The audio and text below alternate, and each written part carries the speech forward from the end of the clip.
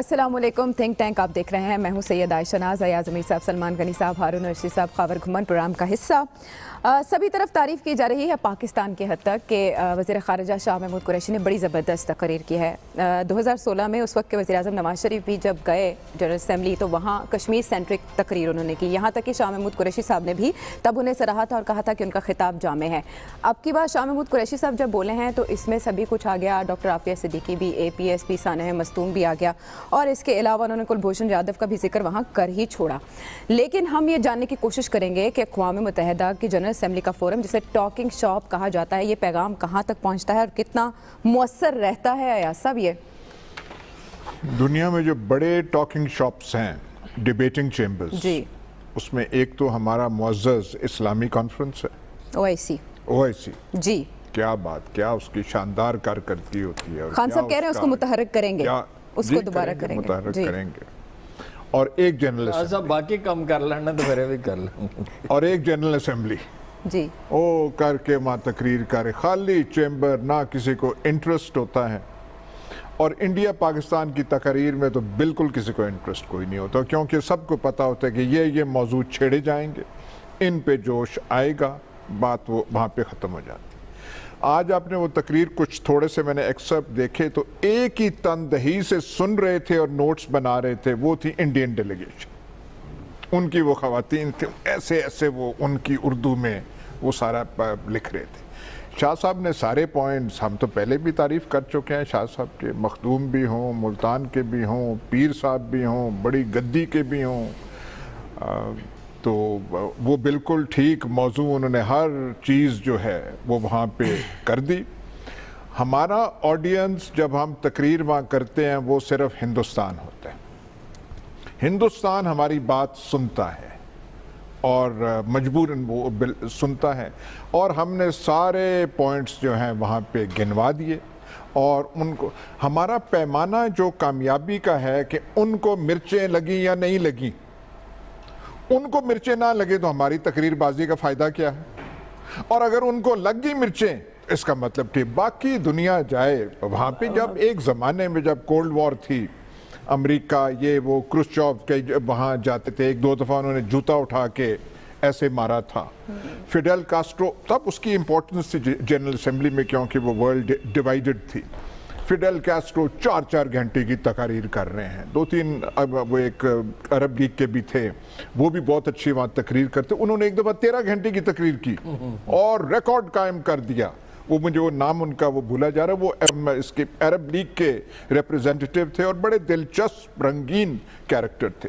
तब general assembly हुआ करती थी। इस जनरल असेंबली सेशन में किसी ने दिलचस्पी पैदा की है तो डोनाल्ड ट्रंप ने तकरीर की, हंसा भी दिया, फिर कहा मुझे वो रिएक्शन ये एक्सपेक्ट नहीं कर रहा था, पर इट्स ओके। वो एक मतलब वो एक ही पूरी है जो लगा है वहां पर वो उनकी तकरीर के दौरान दो कह के, एक उन्होंने जब उन्होंने कहा कि पूरी अमेरिकी तारीख में किसी ने इतनी अचीवमेंट्स नहीं की जो जितनी मेरी एडमिनिस्ट्रेशन, वो हंस पड़े। एक उन्होंने जब वो जर्मनों के बारे में कहा कि आपकी डिपेंडेंस तो जर्मन सिर्फ, हालांकि जर्मन हंसते नहीं हैं, जर्मन को समझाना पड़ता है कि ये मजाक हो रहा है तो फिर वो हंसते हैं, लेकिन जर्मन भी उनकी बातों पे हंस पड़े। अच्छा। तो शाह साहब ने है जी, हम आके उनको सल्यूट करेंगे शाह साहब कि आपने हर जो मौजू उठाया और आपने कौमी झंडा जो है वहाँ पे लहरा दिया, आपने वार्निंग दी इंडिया को, सब कुछ दिया, सारा कुछ शाह साहब ठीक करके आए। ठीक है, लेकिन सुषमा स्वराज ने बात की तो उन्होंने 26/11 की बात की और कहा कि FATF पाकिस्तान का नाम इसीलिए आ रहा है कि ये सरपरस्ती करता है ऐसी शख्सियात की जिनका नाम लिस्ट में मौजूद है, उनसे चुनाव करवाता है और वो रैलियां निकलवाते हैं, इसीलिए दुनिया उसका असल चेहरा पहचान गई। पाकिस्तान ने APS की बात की, भारत का ये कहना है 2 मिनट जनाब हमने खामोशी इख्तियार की, हमने हमदर्दी का फ़ोन किया। ये इल्ज़ाम पाकिस्तान 4 साल बाद हम पे लगा रहा है। हारून साहब, नहीं, उसका तो बिल्कुल वाज़ेह जवाब था अगर मैं उनकी जगह होता कि जब तहकीकात होती हैं तो फिर ही इल्ज़ाम लगाया जाता है। ये आपकी तरह थोड़ी है कि ज़रा कोई सा वाक़या हो, मामूली से मामूली वाक़या हो और कोई अभी पता भी ना हो कि क्या है तो अब पाकिस्तान को मुर्द इल्ज़ाम ठहरा दे। शाह साहब को एक बात कहनी चाहिए थी कि 60,000 शहरी तो हमारे शहीद हुए हैं, हम टेररिज्म कर रहे हैं तो शहरी हमारे क्यों शहीद हो रहे हैं? اور یہ تو مسلمہ ہے، ساری دنیا جانتی ہے کہ بلوچستان افغانستان میں آپ کس لیے موجود ہیں. افغانستان کے ساتھ تو آپ کے کوئی اس طرح کے قریبی تعلقات نہیں تھے، وہاں کس لیے موجود ہے. اور جاسوس تو آپ کو وہاں سے پکڑا گیا ہے، تو پاکستان کسی طرح یہ لہجہ بھی ایک چیز ہوتی ہے، پیرایا بھی ایک چیز ہوتی ہے. اور اس کا مجھے پتہ نہیں کیوں اپنا یا صاحب تو بہت ان کے قائل ہو گئے ہیں، اور جس طرح یہ گنواتے ہیں مخدوم اور سید اور سجادہ نشین، وہ جو بیرا کے سادات کے مخالف ہیں، ہے تو بہت بری بات وہ کہتے ہیں، لیکن وہ فریز اس طرح قائم کرتے ہیں، ہاں بھی بھکا تھے، ہاں بھی سید تھے، ہاں بھی بیرے تھا. اچھا، تو اسی طرح یہ وہ تو نیگیٹو ہے، غلط ہے. تو یہ انہوں پازیٹیو ایک ٹرم قائم کر دی ہے. مخدوم بھی ہے، سجادہ نشین بھی ہے، قریشی بھی ہے، سریکی بھی ہے. سریکیوں میں ویسے سفارتکاری کا جوہر زیادہ ہے، یہ بات صحیح ہے، بات کہنے کا سلیقہ بھی زیادہ ہے. لیکن مجھے اندیشہ تھا کہ بہت پیرایا اچھا نہیں، کہ بات تو ٹھیک کی اور اس کی لوگوں نے داد بھی بہت دی ہے. صرف یہ ہے زیادہ کھل کے بات کی. یہ نواز شریف سے مختلف موقف نہیں ہے. نواز شریف زیادہ کھل کے بات نہیں کرتے تھے اور کچھ اور چیزوں کا ذکر کیا، مثلا کلبھوشن کا ذکر نواز شریف نہیں کر سکتے تھے، مطلب کرنا نہیں چاہتے تھے، اور ان کا انداز فکر ذرا مختلف تھا.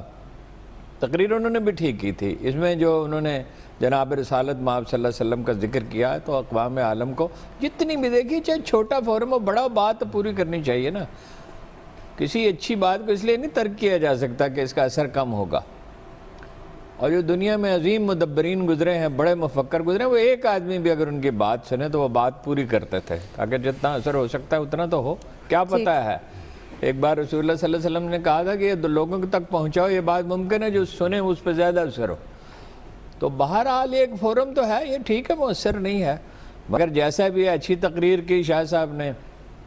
باقی ان کا بات کرنے کا انداز جو ہے وہ تو دل نشین ہو نہیں سکتا، کیونکہ وہ شخصیت سے پھوٹتا ہے.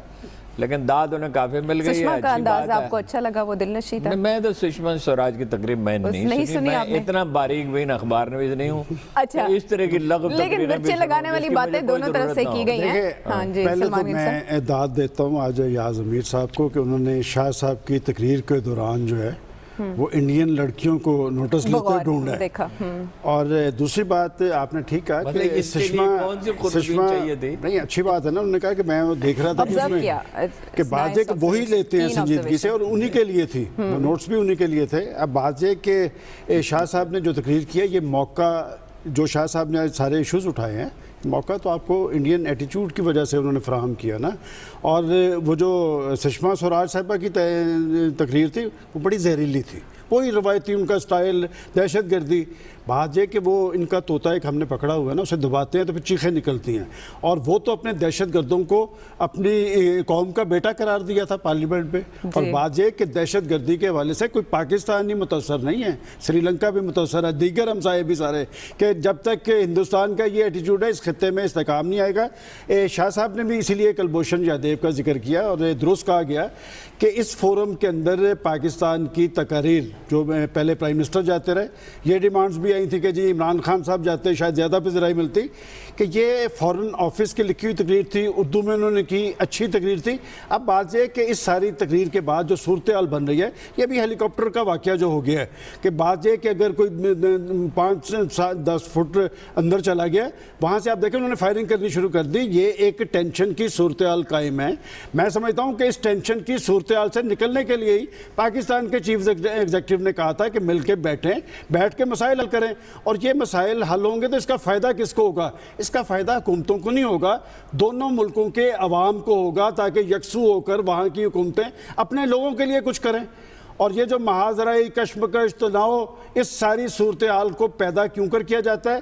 میں سمجھتا ہوں کہ انڈین ایٹیچیوڈ کا خود عالمی برادری کو نوٹس لینا چاہیے، ورنہ یہ ٹینشن کی صورتحال خطے کے امن کے لیے خطرناک ہو سکتی ہے. خاور آپ کو کیسی لگی اسپیچ؟ عائشہ اسپیچ ویل راؤنڈڈ تھی. میرے خیال میں تمام ایشوز کے اوپر جو ایک نیشنل پالیسی لینی ہوتی ہے وہ میرے خیال میں شاہ صاحب نے بڑے اچھی طریقے سے ایکسپلین کر دی. وہ تو تقریر تو ہو گئی. ہم نے جو اسپیشلی انڈین اسپیسیفک انڈیا کا جو پاکستان کے اندر کشمیر کے حوالے سے, اس کے علاوہ بلوچستان کے حوالے سے, ٹیررزم کے حوالے سے جو تمام اطراف کو ایڈریس کر دیا. اب تقریر کے بعد جو فردر ہمیں کیا کرنا ہے, مسئلہ تو یہاں پہ آ جاتا ہے کہ ایک تقریر کرنے کے بعد آپ نے سو نہیں جانا. بڑے افیکٹو فورم ہیں, اس کے علاوہ اسی طرح یو این کا ہیومن رائٹس کونسل ہے, وہاں پہ آپ نے اس ایشو کو لے کے جانا ہے. اس کے علاوہ ہیومن رائٹس واچ ہے, یورپین یونین کا ایک بڑا افیکٹو فورم ہے ہیومن رائٹس کو ڈسکس کرنے کے حوالے سے, وہاں پہ لے کے جانا ہے. پوری دنیا کے اندر جو آپ نے ایک مومنٹم بلڈ کیا ہے اس کو آگے لے کے جانا ہے. لیکن جو سب سے اہم چیز ہے نا عائشہ, وہ یہ ہے کہ کسی بھی ملک کی جو فارن پالیسی ہے وہ بیس کرتی ہے اس ملک کے اندرونی جو معاشی اور سیاسی استحکام کے اوپر. اب ہمارے ملک میں بدقسمتی سے معاشی طور پر جس طرح ہم بالکل بینکرپٹ ہوئے ہیں, سیاسی طور پہ جس طرح ہم دیکھ رہے ہیں کہ دو بڑی پولیٹیکل پارٹیز جو ہیں پاکستان پیپلز پارٹی اور پاکستان مسلم لیگ نون, وہ اب عمران خان صاحب کو اور موجودہ جو حکومت ہے ان کو سلیکٹڈ گورنمنٹ کہہ رہے ہیں کہ جن کی سلیکشن ہوئی ہے, ان کا الیکشن نہیں ہوئی. لہٰذا یہ جو معاملات ہیں یہ definitely at the end of day affect کر رہے ہوتے ہیں آپ کی فارن پالیسی کو. اب آنے والے دنوں کے اندر اب دیکھتے ہیں کہ حکومت ان کو یہ سارے معاملات کو لے کے کس طرح آگے جاتی ہے. البتہ یہ بات ضرور ہے, یہ ماننی پڑے گی کہ اچھی تقریر تھی. دوسری بات یہ میں تھوڑا سا ادب کے ساتھ اختلاف کروں گا, یو این کا جو جنرل اسمبلی ہے وہ کبھی بھی ڈیسیژن میکنگ فورم نہیں رہا, وہ سیکورٹی کونسل پہ ہی ڈیسیژن ہوتے ہیں اور وہ وہاں پہ جو 5 بڑے ہیں وہ مل کے فیصلہ کرتے ہیں. یہاں پہ آپ نے اپنا جو بھی آپ کا جن ایشوز کے اوپر بھی آپ کو اظہار رائے کرنا ہے تو حکومتیں کرتی رہی ہیں. اب ٹرمپ کی اگر اسپیچ نکالیں تو اس میں کیا تھا, ایران اسپیسیفک تھی کیونکہ ایران کے ساتھ ان کے معاملات چل رہے ہیں. اسی طرح ہمارے چونکہ انٹرنیشنل لیول پہ ہمارے تمام کے تمام جو جھگڑے ہیں وہ ہے انڈیا کے ساتھ, تو پھر ہم انڈیا کے حوالے سے ہی بات کریں گے. میرے خیال میں پوری دنیا کے سامنے تقریر ہوئی, میڈیا نے کور بھی کیا, تو اچھی تقریر تھی. اچھا, لیکن فرینڈز آف پاکستان جس میں ہم چین سمجھتے ہیں, چلیں چین کو ہی سب سے زیادہ دے دیتے ہیں, جو ان کے وزیر خارجہ اگر تقریر کر رہے تھے کشمیر کا وہ تذکرہ کر دیتے بائی دا وے, جیسے فرانس کے وزیر خارجہ جاتے جاتے فلسطین کو چھو گئے. کیوں ہم کنونس نہیں کر پائے ابھی تک چین کو کہ وہ انٹرنیشنل فورمز پہ پاکستان کی تھوڑی سی سائڈ لے لیں کشمیر کی حد تک کی؟